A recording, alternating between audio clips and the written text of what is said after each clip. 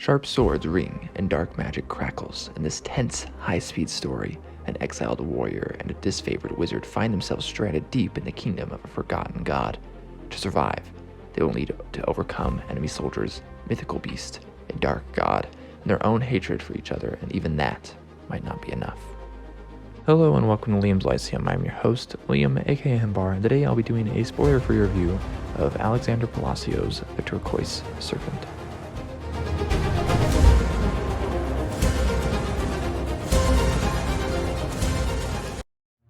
Turquoise Serpent is a 2020 novel, I guess you could say, maybe some would call it a novella, by Alexander Palacio. It's book 1 in The Ashes of the Urn. Book 2 came out in 2022.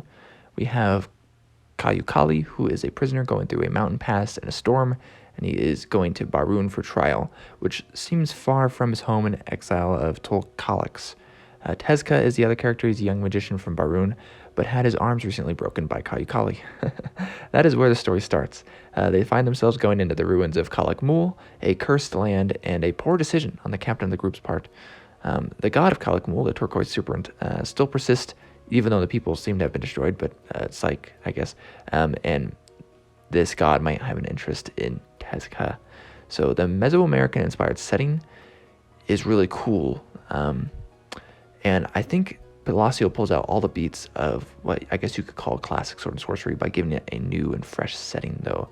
You know, a jungle setting's not super far away from even like Conan stories. I was not really gripped by the story, though. It does show some promise, and the second book might be better. I think it's... I'm gonna be honest, because I don't like hating on stuff, especially like indie press or self-press stuff, because I realize that stuff is important for them making money. But I also realize what's important to making money is putting out good stuff. And sometimes you read stuff that's just mediocre, okay? I think the problem here is the bland writing. It's straightforward. And I'm pretty sure the author is a lawyer, and I'm pretty sure he was putting straightforward prose in there on purpose, okay? But that's like if Brandon Sanderson had tried to write sword and sorcery. And I've read what Brandon Sanderson has tried to write with like gothic stuff, and it doesn't work because he doesn't have the gothic style. This doesn't have a sword and sorcery style. I think it's too straightforward.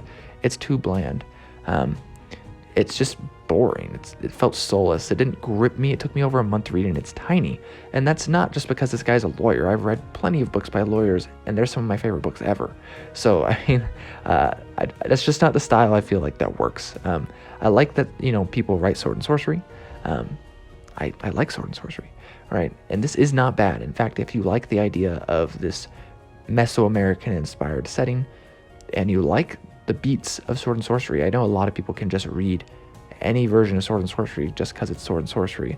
I can't, but I love what a lot of people can do in sword and sorcery, and I feel like I was missing out a little bit here.